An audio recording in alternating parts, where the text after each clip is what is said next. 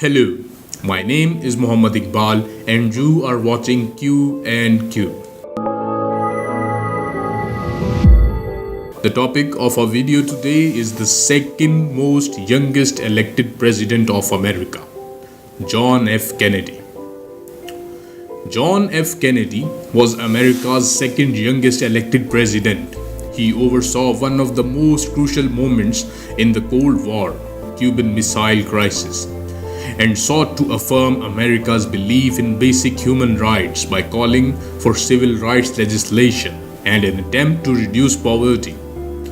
Kennedy was assassinated on November 22, 1963, a tragic death that shocked America and the whole world.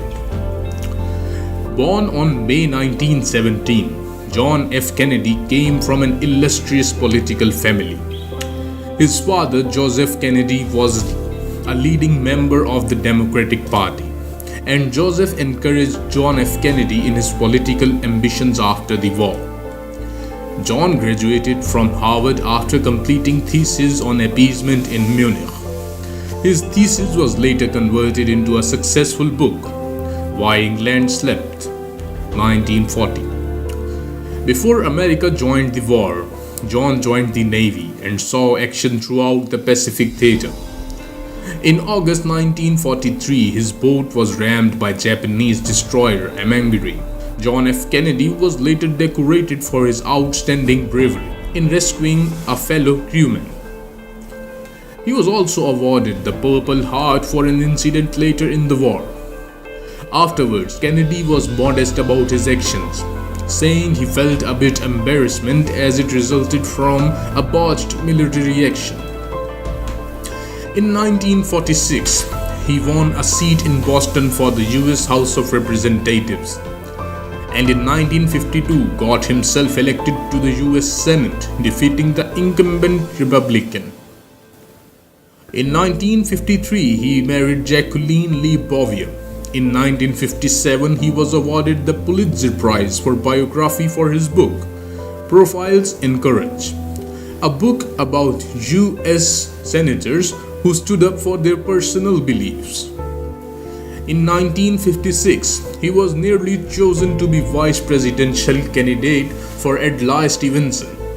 The national exposure raised his profile, and in 1960 he was selected to be the Democratic nomination for the presidency. In 1960, in a very tight election, John F. Kennedy narrowly defeated the much fancied Republican, Richard Nixon.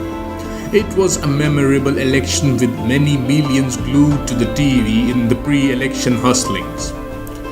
John F. Kennedy came across very well on TV and looked more relaxed and professional on camera. It was the time a Roman Catholic had been elected president, and it was a big issue in America, where many Protestants distrusted the prospect of America being influenced by a Vatican. He had to assure voters that he was not a Catholic candidate for the presidency, but someone standing for president who happened to be a Catholic. During his inauguration, John F. Kennedy gave a memorable speech where he famously encouraged citizens to help the nation become strong again. Ask not what your country can do for you, ask what you can do for your country.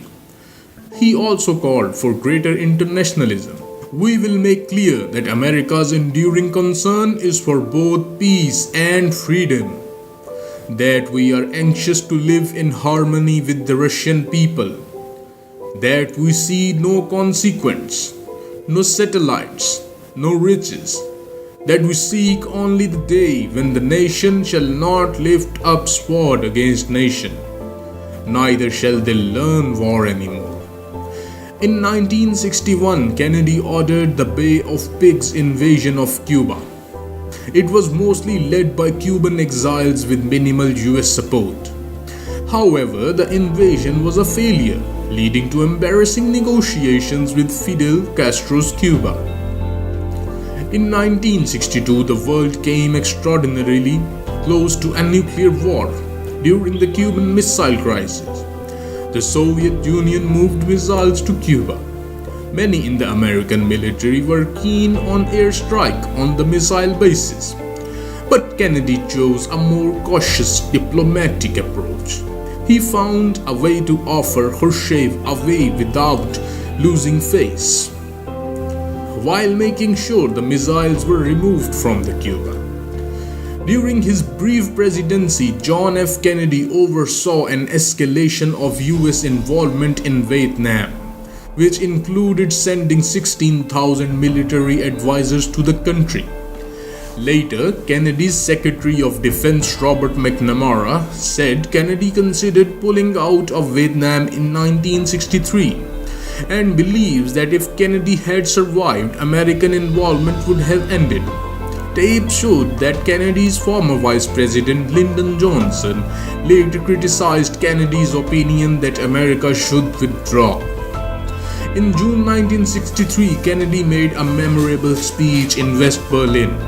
He criticized the Soviets for their divisive wall.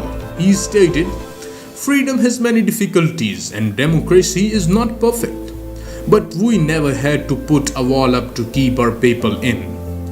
John F. Kennedy was assassinated in November 1963. Lee Harvey Oswald was arrested to put on trial for his murder. However, before he could reach trial, Lee Harvey Oswald was killed himself by Jack Ruby. Lee Harvey Oswald always pleaded his innocence, and many believe the assassination was a wider conspiracy. I hope you liked the video. If you did so, please like the video and don't forget to subscribe and share this video as much as you can. For more videos, stay tuned with Q and Q.